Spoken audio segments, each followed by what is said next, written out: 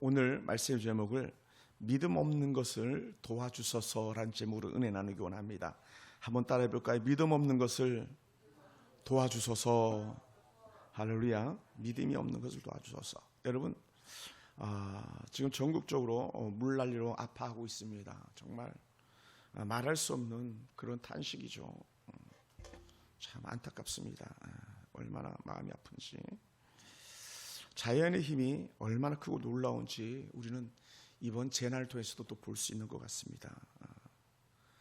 세상에 댐을 넘어서 물이 흘러넘치는 이런 폭우,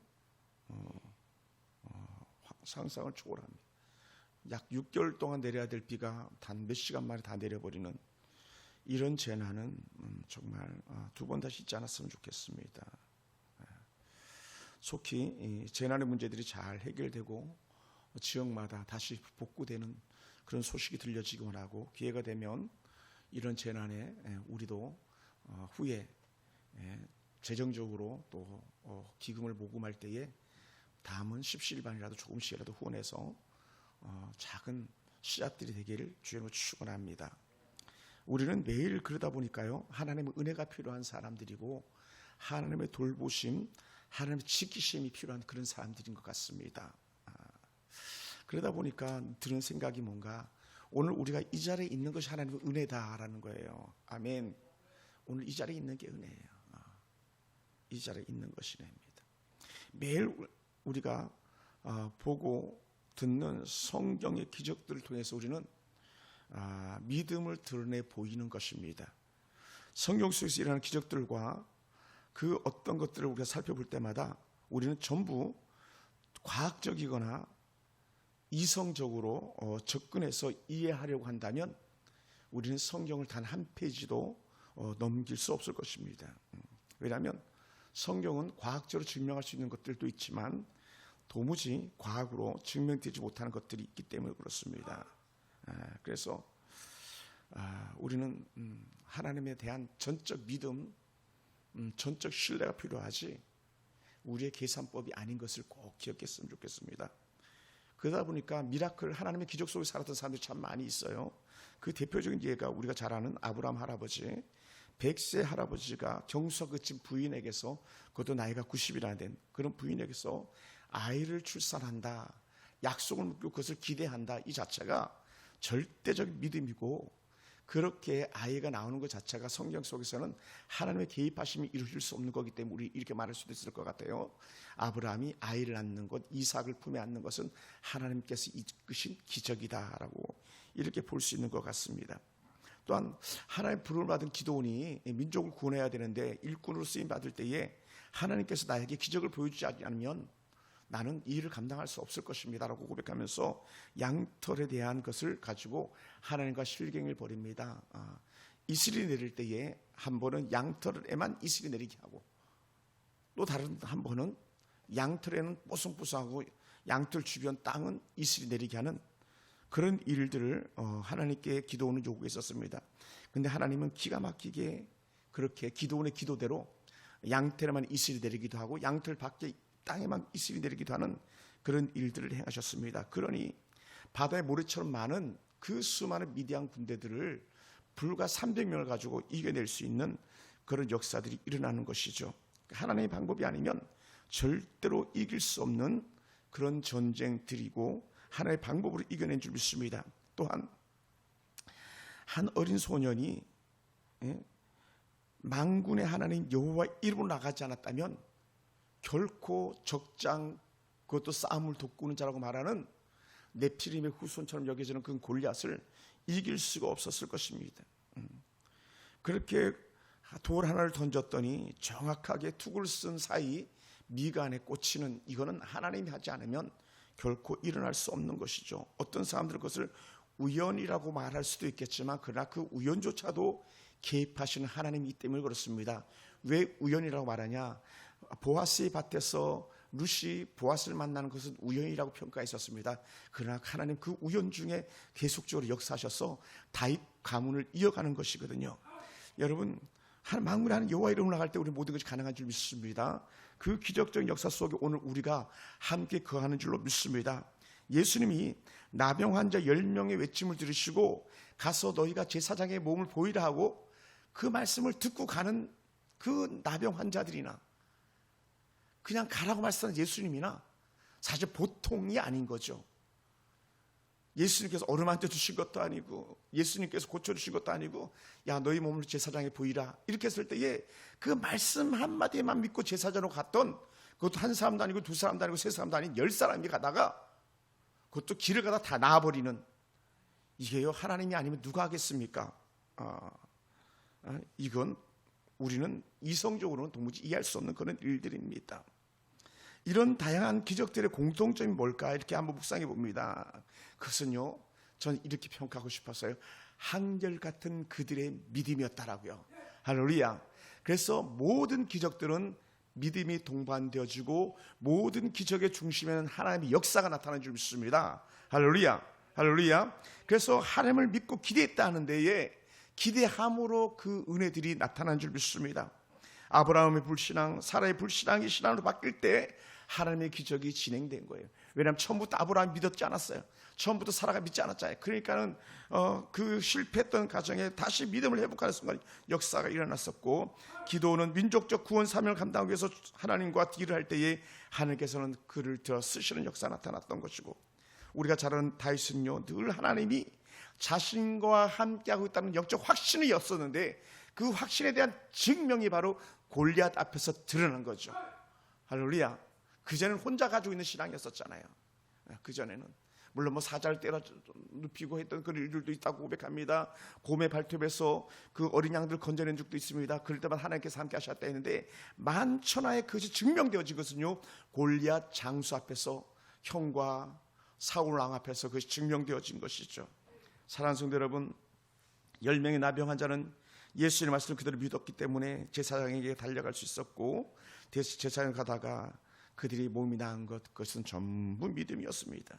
저는 오늘 이 밤에 여러분이 올라오신 이 자체가 또한 믿음의 시발점인 줄 믿습니다. 또한 특별히 영상을 예배드리고 있는 수많은 분들에게도 같은 은혜가 있기 원합니다. 여러분이 하나님의 말씀을 기도하면 듣겠다고 하는 그 순간에 하나님이 살아계셔서 여러분의 심령을 터치하시고 여러분의 모든 부분마다 개입해 주시기를 주님의 이름으로 축원합니다. 예수님께서 변화산에서 모세와 엘리야를 만났습니다. 이것도 사실 기적 아닙니까? 모세와 엘리야는 저 몇천 년 전 사람인데 근데 그게 툭 나타나시는 거예요. 모세와 엘리야가 나타나요. 그리고 예수님과 딜을 해요. 어떤 걸 의논합니까? 어떻게 죽으실까에 대해서. 예수님과 마지막을 어떻게 할 것인가를 모세와 엘리야가 의논하고 있는데 그것을 제자들이 보았습니다. 그리고는 제자들 중에 한 사람 베드로가, 열성이 특성인 베드로가 초막새를 시작하고 했던 그런 적이 있었습니다. 그때 하늘에서 그 놀란 은혜의 신령한 소리가 다시 들리기 시작합니다. 예수님께 세례받을 때 들렸던 그 소리와 비슷합니다. 이는 내 사랑하는 아들이니 너희는 그의 말을 들으라 라고 하는, 이는 내 사랑하는 아들이니 너희는 그의 말을 들으라. 하늘에서 주의 음성이 들립니다. 모세와 엘리야가 나타난 것만 봐도 놀라운 일인데 하늘에서 음성이 들리면서 베드로와 야고보와 요한에게 주셨던 은혜의 메시지가 뭡니까? 너희는 그의 말을 들으라. 예수님의 말을 들으라는 거예요. 야, 놀라운 일이 아닐 수가 없는 거죠. 그런데 이렇게 막 정말 신령한 걸 경험하고 왔잖아요. 예수님의 옷이 그냥 희게 변해가지고 눈이 부실 정도였잖아요. 여러분, 모세와 엘리야가 그냥 나타나겠습니까? 정말 정신이 혼미할 정도로 그걸 바라봤던 야고보와 요한과 베드로였을 텐데 내려와 보니까 문제가 생겨 있는 거예요. 막 너무 기뻐서 내려왔는데 내려와 보니까 함께하지 못했던 제자들이 사람들 사이에 둘러싸여 있고 서기관들 사이에 둘러싸여가지고 사람들의 말을 갖다 듣고 있는데 제자들이 말거리가 되어져 있는 거예요. 여러분, 예수님의 제자들도요 하지 못하는 일들이 있더라는 거예요. 다 하면 얼마나 좋겠습니까? 저 같은 목회자들도 내가 말하는 대로, 내가 선포하는 대로 다 되면 얼마나 좋겠습니까? 그건 정말 꿈 같은 얘기죠. 근데 오늘 다른 9명의 제자는 그렇게 전에는 하나님의 역사가 막 나타났고 기적이 나타났었거든요. 근데 지금은 아무것도 못하는, 말 그대로 무기력한 제자들의 모습을 보이고 있는 거죠. 그래 이때 예수님이 이 제자들을 만났고 귀신들 아버지가 아들을 데려와서 제자들에게 쫓아달라고 했지만 제자들이 하지 못했다고 예수님에게 하소연을 합니다. 당신의 제자들이 못했습니다. 그러니 아버지의 말을 들은 예수님은요, 제자들을 책망하실 수밖에 없었어요. 어떻게 책망했습니까? 9장 19절에 보면, 아니 예수님이 좀 심할 정도로 이렇게 말씀하신 것처럼 여겨지기도 해요. 믿음이 없는 세대요, 내가 얼마나 너희와 함께 있으며 얼마나 너희에게 참으리요, 그를 내게로 데려오라. 그렇게 예수님을 따라다녔던 그 제자들에게 하여 하시는 메시지가 뭡니까? 믿음이 없는 세대라는 거예요. 물론 이것이 제자들에게만 이른 것이 아니라 주변에 있는 사람들에게도 같이 이르는 말일 수 있어요. 성경학자들 그렇게 보기도 합니다. 어쨌든 뭐라고요? 믿음이 없기 때문에 문제를 해결하지 못하더라라는 거죠. 따라서 믿음이 있어야 됩니다. 사실은 여러분, 설교를 준비할 때도 이 말씀이 내게 생명의 말씀 되게 해달라고 하면서 그렇게 말씀을 준비하는데 절대적 믿음이 필요한 거예요. 사실 믿음이 없이 선포되어질 때 공허한 소리에 지나지 않는 것들일 수 있거든요. 그러니까 여러분은 저를 위해서 계속적으로 기도해 주셔야 돼요. 하나님, 우리 목사님에게 믿음을 주시고, 목사님 말씀 준비할 때 믿음으로 준비케 하시고, 들려줄 때 그 말씀이 내게 믿음으로 들려지게 하시옵소서라고요. 할렐루야. 그렇게 들려져야 돼요.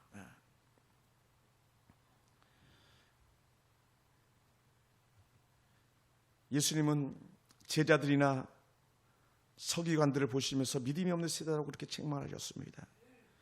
귀신을 쫓아내지 못한 결정적인 문제는 믿음이었다고 예수님께서 콕 찍어서 지적을 하시는 거죠. 그리고 예수님께서 그냥 무책임하게 넘어가지 않고 귀신들 잘 데려오라고 하신 다음에, 그때 마침 데려오니까 이 아이가 아주 극단적 모습을 보입니다. 아마 더 심한 격려를 일으켰던 것 같아요. 왜냐하면 앞에 예수님이 계셨기 때문에 귀신 들린 자가, 악한 귀신이 벌벌 떠는 그런 역사가 아닐까 생각됩니다. 그때 성경은 이렇게 표현해요. 귀신이 예수를 보고, 누가 봐요? 아이가 보는 게 아니라 귀신이 예수님을 보는 거예요. 귀신이 예수를 보고 그 아이로 심히 격려를 일으키게 하는지라 아이를 못 살려도 만드는 거죠. 그러니 어떻게 그가 땅에 엎드려져 구르며 거품을 흘리더라. 막 경기를 일으키는 그런 상황이 지금 생겨난 거죠. 그러니 예수님도 이 아이 문제 앞에서 그 아이를 바라볼 때 얼마나 심각한 악한 귀신이 들렸는지 갖다가 눈으로 직관해서 보고 계시는 중인 거죠.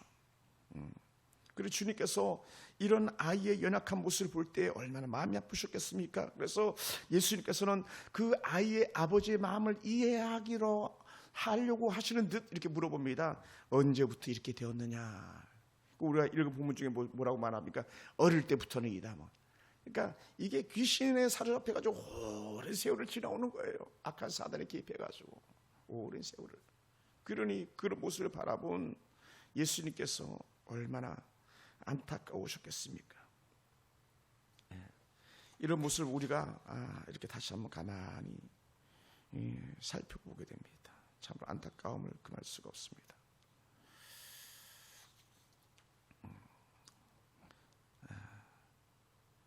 여러분, 이 아이를 바라보는 아빠 마음이 얼마나 힘이 들었겠습니까? 그 애타는 마음을 아버지는 이렇게 표현하는 거예요. 예전 성경하고 약간 차이가 있습니다만은 번역에서 무엇을 하실 수 있거든 우리를 불쌍히 여기사 도와주옵소서. 무엇을 하실 수 있거든 우리를 불쌍히 여기사 도와주옵소서. 이 얘기는 뭐냐면 예수님을 어떻게 봅니까? 할 수 있는 분으로 보기도 하면서 할 수 없는 분으로 보기도 하는 거예요. 여러분 잘 이런 부분이 잘 이해가 안 되실 수도 있는 그런 상황일 것 같습니다. 왜 그러냐면 저희 같은 경우는 특별한 목회자로 쓰임 받을 때에 안수하면서 기도할 때에 간절히 바람을 가지고 기도하지만 때로는 우리 속에서도 의심이 드러나는 경우들도 있잖아요. 하나님 나았으면 좋겠는데. 원래는 뭐가 돼야 돼요? 나은 줄 믿어야 되는데. 나은 줄 믿어야죠. 내가 기도하는 건 나을 줄 믿고 기도하는 거지 나았으면 좋겠는데 잘 됐으면 좋겠는데 이게 아니거든요. 오늘 우리가 가지고 있는 믿음의 맹점이 그런 거예요. 되거나 말거나 될 수도 있고 안 될 수도 있고 이렇게 나가는 거예요. 이게요 사실은 이성적으로 보면, 논리적으로 보면 맞는 거예요. 왜냐? 될 수도 있고 안 될 수도 있으니까요. 또 하나님도 마찬가지 고쳐주실 수도 있고 안 고쳐주실 수도 있는 거예요. 그런데요, 기도하는 사람의 입장에서는요, 반드시 나올 줄 믿어야 된다는 거예요. 오늘 성경에서 우리 주께서 그렇게 말씀하시고 있지 않습니까? 오늘 이 아버지는 전적으로 예수님을 신뢰하지 못하는 그런 가운데 있어요. 그를 예수님께서 발끈하시면서 하셨던 말씀이 오늘 우리가 보는 메인 맥락인데, 할 수 있거든이 무슨 말이냐? 믿는 자에게는 능히 하지 못할 일이 없느니라. 우리가 아주 익숙하게 얘기할 때 이렇게, 믿는 자에게는 능치 못할 일이 없느니라. 막 이걸 좀 길게 풀어 써가지고 참 어렵게 말했는데 그게 되게 좋은 것 같아요. 믿는 자에게는 능치 못할 일이 없느니라. 할렐루야. 오늘 저와 여러분 삶 가운데 능치 못할 일 없는 그 하늘을 바라보는 영적인 눈이 열려지길 주로 축원합니다. 한여름밤 미라클은 우리의 눈이 열려서 하나님이 하신 것을 볼 수 있는 그런 은혜의 눈이 열리지는 그런 밤이 되기 원합니다. 그래서 예수님은 이 아이 아버지가 할 수 있으면이라고 말할 때에, 예수님은 이 문제를 해결할 것이 아니라, 예수님이 아니라 아이 아버지가 예수를 믿는 믿음에 달려있다고 말씀하시는 거예요. 그게 아니야. 너의 믿음이 있느냐? 너의 믿음이 아이를 낳게 할 거야. 이렇게 말씀하시는 거예요. 그것은 예수님의 능력이 아니라 예수님께서 기도하실 때에 그 아비가 그것을 믿어야 된다는 거예요. 아멘. 제가 만약에 남경 집사를 축복하면 집사님이 그 말대로 이루어질 줄 믿는 거예요. 그게 아멘이거든요. 그게 아멘이에요. 아멘. 그런 거 아멘. 예전에 사역할 때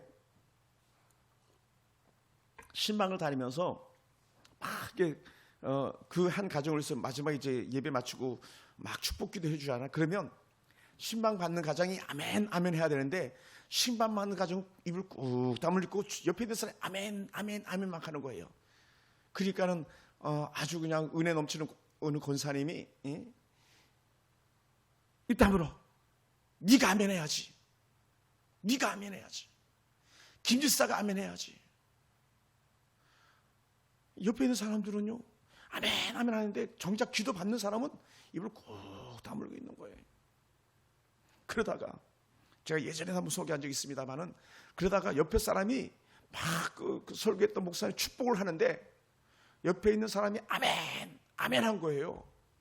그분 성함이 김연옥이라는 권사님이신데, 그래 그 집이 대박이 났다고 그분이 간증하는 거예요.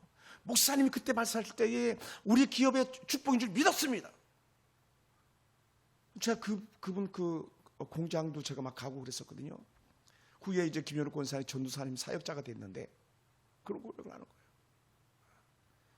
그러니까 오늘 말씀을 받는 사람은요, 하나님 그 말씀이 내게 이루어질 줄로 믿습니다, 이 고백하는 거예요. 아멘. 그래서 이 아버지가, 얘야 너가 믿어야지, 어떻게 넌 할 수 있다고도 생각하고 할 수 없다고 생각하냐, 이 말씀하시는 거죠. 예수님은 이 말씀하시면서 믿음을 가진 모든 사람에게 가능하다고 분명하게 말씀하시는 거예요. 이 아버지가 하는 말이 뭡니까? 갑자기 그때 아버지가 소리 지르면서 말하는 거예요. 내가 믿나이다. 나의 믿음 없는 것을 도와주시옵소서. 내가 믿나이다. 내가 믿나이다. 할렐루야. 내가 믿나이다. 오늘 우리가 목사님 글쎄요, 우리 남편이 예수를 믿긴 할까요? 우리 엄마가 예수 믿긴 할까요? 이렇게 하는 것이 아니라, 하나님 믿습니다. 우리 아버지가 구원받을 줄 믿습니다. 이 절대적인 고백이 우리가 필요한 거예요. 아멘. 이게 필요한 거예요. 우리 집사님도 마찬가지, 우리 권사님도 마찬가지, 우리 모두가 마찬가지예요. 그것을 믿음이라고 말하는 것이고, 그 믿음이 우리 입으로 고백되어지는 것 줄 믿습니다. 할렐루야. 그래서 내가 믿나이다. 나의 믿음 없는 것을 도와주소서라고 외치는 거예요. 그러니까 때로는 우리도 마찬가지, 하나님 내가 믿음이 없어요. 믿음을 주세요. 믿음을 주세요 하는 건요, 부끄러운 게 아니에요. 왜냐하면 우리 믿음이 절대적으로 필요한 거기 때문에요. 우리 절대적으로 믿음이 필요한 사람들입니다. 우리는 믿음이 없이는 살 수 없는 그런 사람들 아닙니까? 그래서 내가 믿나이다. 나의 믿음 없는 것을 도와주소서 이렇게 계속 외치는 거예요. 그래서 이 사람은 예수님이 하실 것이라는 믿음, 예수님을 절대로 믿겠다고 그렇게 고백하고 있는 거죠. 처음에는 예수님이 하실 수도 있고 못 하실 수도 있다고 본 거예요. 하실 수 있거든, 할만 하시거든, 아니라는 거죠. 절대적으로 주님 하실 수 있습니다. 나의 믿음이 없는 것을 용서해달라고 고백하잖아요. 이 예수님께서 무리 가운데서 이렇게 단호하게 외칩니다. 말 못하고 못 듣는 귀신아, 내가 네게 명하노니 그 알게서 나오고 다시 들어가지 말라. 말 못하고 못 듣는 귀신, 그리 어떻게 예수님께서 손바닥을 쓴 순간에 귀신이 떠나가는 거예요. 아멘. 예수님의 손바닥 순간에 귀신이 떠나가고, 그리고 아이는요 죽은 것처럼 그냥 그대로 말 그대로 세상 말로 하면 뻗어 있는 거죠. 그때 사람들이 두런두런 하는 말이 뭡니까? 우와, 박수를 쳐야 되는데 아이가 죽었어. 아이가 죽었나 봐. 왜냐하면 그렇게 막 난리치던 아이가 갑자기 쥐 죽은 듯이 조용히 있으니까 아이가 죽었다고. 그럴 때에 아이를 일으키잖아요. 그때 예수님께서 그 아이의 손을 잡아서 일으킵니다. 할렐루야. 여러분, 오늘 우리는 절대적으로 그런 의미에서 하나님 내게 믿음을 주시옵소서라는 이 영적 고백을 우리가 빼앗기지 않게 되기 원합니다. 절대적으로. 이건요, 어떤 모든 것에 소용되는 믿음인 거예요. 이거는 그냥 일반적인 거니까 아니고요. 우리 모든 것 가운데 믿음으로 고백하고 믿음으로 행하는 은혜가 있어야 될 줄 믿습니다. 할렐루야. 그냥 뭐 우리가 할 수 있는 거니까 그게 아니고요. 할 수 있는 것조차도 하나님의 선하신 뜻대로 이루어지길 바라는 그런 기도가 우리 가운데 필요한 거예요. 그러다 보니까 오늘 우리가 읽었던 하반부에 보면 이렇게 두런두런 예수님과 다시 대화를 하시는 부분들이 나오는데, 제자들이 길을 가면서 이렇게 쭉 물어봅니다. 뭐라고 물어보냐면 28절을 보면 이렇게 말씀하고 있어요. 집에 들어가심에 제자들이 조용히 묻자오되, 왜냐하면 제자들이 일을 해결하지 못했으니까 얼마나 민망했겠어요. 예수님 앞에서, 또 때는 사람들 앞에서. 그러니까 조용히 묻는 거예요. 우리는 어찌하여 능히 그 귀신을 쫓아내지 못하였나이까? 우리는 어찌하여 그 귀신을 쫓아내지 못하였나이까? 그때 예수님께서 다시 한번 말씀하시는 게 뭡니까? 우리 29절을 같이 한번 읽어볼까요? 다 같이 시작. 이르시되 기도 외에 다른 곳으로는 이런 종류가 나갈 수 없느니라 하시니라. 할렐루야. 기도 외에는 이런 종류가 나갈 수 없다고 다시 주님께서 선언하시는 거예요. 어찌 우리는 귀신을 쫓아냈습니까? 할 때, 얘야, 기도가 필요하지. 기도가 필요한 거야. 그래서 예수님이 말씀하시는 기도란 하나님을 향한 바른 믿음을 가지고 고백하기를 원하는 거예요. 주를, 하나님을 향한 믿음. 할렐루야. 기도하는 사람은 하나님을 믿는 믿음 안에서 시작되는 줄 믿습니다. 그러니까 우리는 주문하는 게 아니에요. 주문. 그냥 어떤 그 이방 종교들처럼 묵주 돌리면서 염주 돌리면서 그냥 반복적으로 외우는 염불 하는 그런 게 아니라는 거예요. 우리는 절대적으로 하나님을 믿고 하나님께서 우리가 구하는 것을 이룰 줄 믿는 것, 그것이 기도인 것이죠. 그래서 제자들은 귀신을 쫓아내려고 노력을 했을 것입니다. 얼마나 노력했겠습니까? 저도 그런 적들이 있으니까요. 그들은 예전에 깊은 경험을 했었습니다. 이미 선 경험이 있었어요. 어떤 선 경험이 있었냐? 그들이 귀신을 쫓아냈던 경험이 있었습니다. 그들이 복음을 전할 때에 귀신이 쫓겨나고 많은 병자가 회복되는 경험했던 적이 있었습니다. 그것이 마가복음 6장 12절 13절에 나오는데 이렇게 말합니다. 제자들이 나가서 회개하러 전파하고 많은 귀신을 쫓아내며 많은 병자에게 기름을 발라 고치더라 했으니까요. 그래 어떻게 돼? 나 전에 해봤어. 뭐 저도 가끔 그런 적 있었잖아요. 전에 그때 귀신 쫓아냈었어 같이.